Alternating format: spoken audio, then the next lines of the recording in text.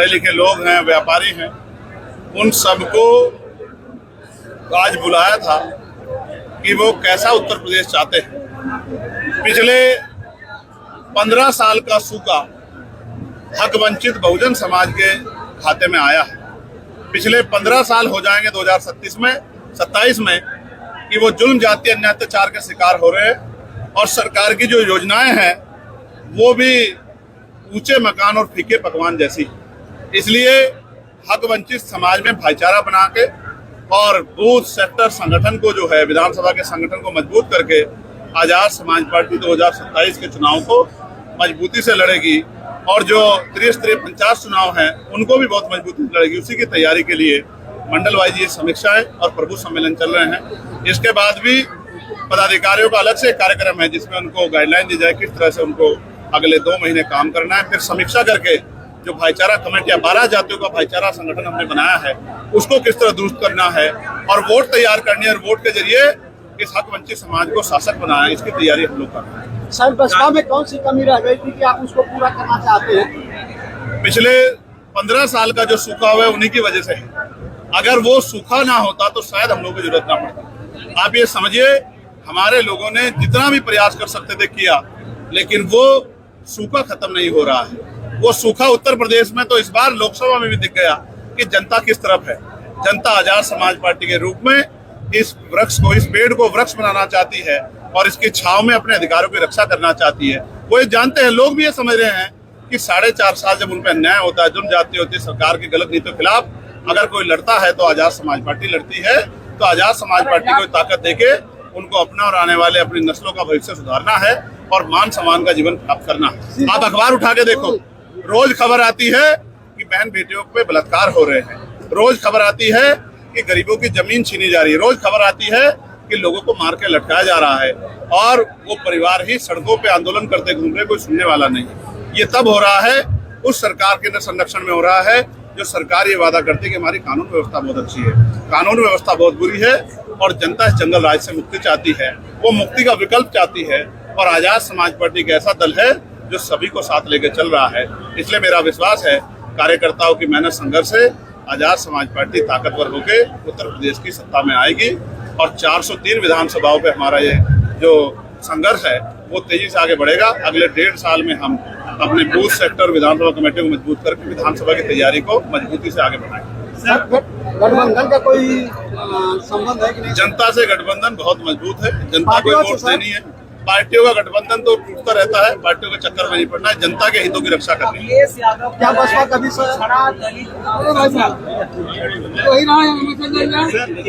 अभी जिला पंचायत का त्रिस्तरीय चुनाव है, उसके बाद फिर 2027 में चुनाव आएगा उत्तर प्रदेश का। इस चुनाव को आजाद समाज पार्टी कैसे लड़ने जा रही है? देखिए, आजाद समाज पार्टी लोगों के बीच में पहुंच रही है। एक तरफ वो दल हैं जो पैसों के आधार पर आगे बढ़ रहे हैं, दूसरी तरफ मेहनत करने वाले दल हैं जो जनता के मुद्दों को लेकर आगे बढ़ रहे हैं। आज शिक्षा के नाम पे बाजारीकरण उत्तर प्रदेश में हो रहा है, नहीं हो रहा है। प्राइवेट स्कूल किस तरह से लोगों की खाल खींच रहे हैं। हर साल नया सिलेबस देते हैं, सिलेबस के लिए दुकान बताते हैं कि वहीं से किताबें मिलेगी, फीस अपने आप तय करते हैं। गरीब अभिभावक परेशान है, सरकार ने कोई सुध नहीं। अस्पतालों में किस तरह की चोर बाजारी हो रही है, गरीबों की जेब काटी जा रही है, ये भी किसी छिपाव नहीं। थानों से लेकर सरकारी दफ्तरों में रोज अधिकारी कर्मचारी पकड़े जा रहे हैं रिश्वत लेते हुए। जनता सड़कों पे आने को मजबूर है, सुसाइड कर रही है। किसान परेशान है, समय पे डीपी नहीं मिलता, समय पे जो है यूरिया नहीं मिलता और उसके दाम भी सरकार तय कर रही है और उसका जो संख्या है उसमें भी कटौती कर रही है। चारों तरफ से बुरा हाल है। महंगाई एक मुद्दा है, भ्रष्टाचार एक मुद्दा है, क्या गठबंधन भी एक मुद्दा रहेगा चुनाव में? जनता से गठबंधन हो जाए तो जनता बड़ी समझदार है। अखिलेश यादव के साथ आपकी फोटो वीडियो बहुत वायरल हो रही है, क्या लगता है, कुछ संभावनाएं बन रही है? मैं ये समझता हूँ कि आपका भी ध्यान जनता के मुद्दों पर कम है। मुझे अच्छा लगता अगर आप सरकार की नाकामी से जुड़े सवाल पूछते, मैं उन पर आपको बताता कि सरकार क्या करना चाहिए। आप ये मुझे बताओ, अंतर्राष्ट्रीय स्तर पे बात करते हैं, क्या पहलगांव हमले के बाद, ऑपरेशन सिंदूर के बाद जब सीज फायर हो गई तो क्या लगातार हमारे सेना के जवानों की जान नहीं जा रही है, कि शहादत नहीं हो रही है? बिहार के 3 लालों को शहादत जो है, इम्तियाज साहब को, राम प्रसाद बाबू को, मनीष कुमार को जो है 14 तारीख को गोली लगी। तो ये कैसा सीज फायर? हम इतने कमजोर हो गए क्या? इतने मुट्ठी भर के देश से जो है डर बैठे? सर आप संसद में हैं, संसद सदस्य हैं, आप भी कुछ सुझाव दे सकते हैं जनता को। मैंने क्या सुझाव भी दिया और मैंने विशेष सत्र बुलाने की मांग भी की। हमने सरकार को कहा कि आज पूरा देश खड़ा है, रोज रोज सैनिकों के और बॉर्डर पर रहने वाले हमारे लोगों के जान से खिलवाड़ नहीं होना चाहिए। सरकार को आतंकवाद का सख्त कदम उठाना चाहिए। लेकिन हमारे समझौते तो अब अमेरिका में बैठे अमेरिका के नेता करा रहे हैं। हम इतने कमजोर तो नहीं थे, हम तो तब भी कमजोर नहीं थे जब 20 साल पहले थे। अब तो हम आगे चल रहे हैं। सर ऑपरेशन सिंदूर में एक सांसदों का डेलीगेशन जा रहा है जिसपे बहुत राजनीति हो रही है, क्या चंद्रशेखर रावण को भी उस डेलीगेशन में होना चाहिए? नहीं, मुझे इस तरह का कोई जो है अभी इन्फॉर्मेशन नहीं है कि मुझे उसमें रखा गया है। हालांकि मैं अब ये भी बात स्पष्ट कर दूं कि डॉक्टर बाबा साहब अम्बेडकर ने कहा था कि हम अंत्य भारतीय हैं, हम प्रथम और अंत्य भारतीय। तो भारत की अस्मिता, भारत का सम्मान हमारे लिए सर्वप्रथम है, उसके बाद सब कुछ है। इसलिए सरकार से तमाम विरोध के बाद, उनके विचारों का विरोध, उनकी पॉलिसियों के विरोध के बाद भी हमने सरकार को विश्वास दिलाया कि आज देश के गौरव का समय, देश की अस्मिता पर हमला हुआ है, तो हम सब लोग हम देश के साथ खड़े, देश की सेना के साथ खड़े। सर एक सेना को लेकर जो जाति और धर्म के मामले भारी हो गए, मैं इससे सहमत नहीं हूँ। सेना की कोई जाति नहीं होती, सेना का कोई धर्म नहीं होता।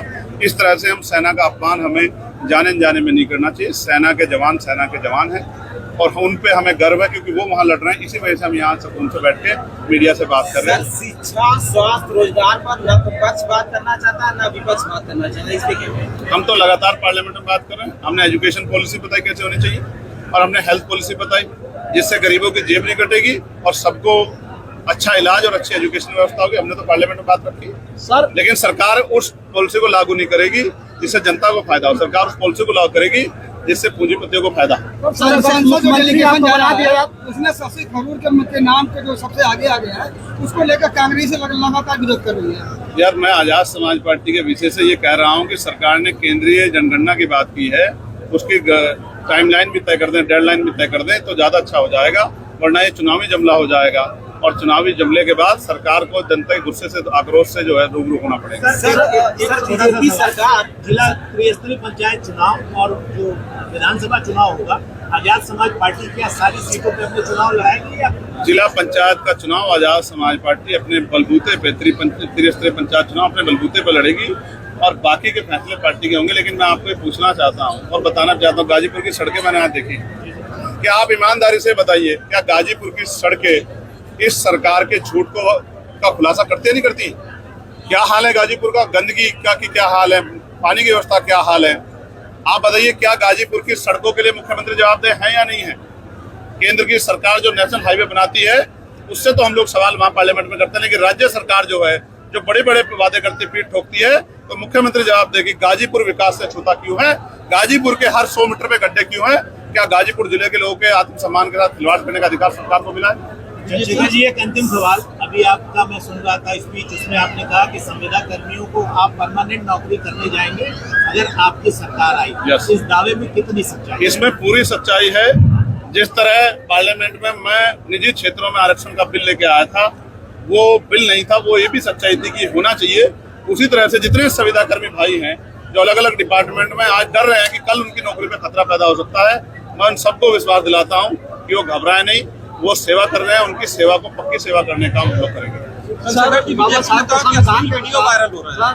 अब ये बीजेपी नेताओं से आप पूछना। सर, संविधान के अनुसार बाबा साहब कह रहे थे कि शिक्षित बनो, शिक्षित बनो, संगठित हो, संघर्ष करो। तो संगठित कहाँ दो पार्टियां कहीं न कहीं लग रही है, बसपा और एक आपकी पार्टी। आप ही को लग रही है, पता नहीं क्यों, पता नहीं आप ही को क्यों लग रही है।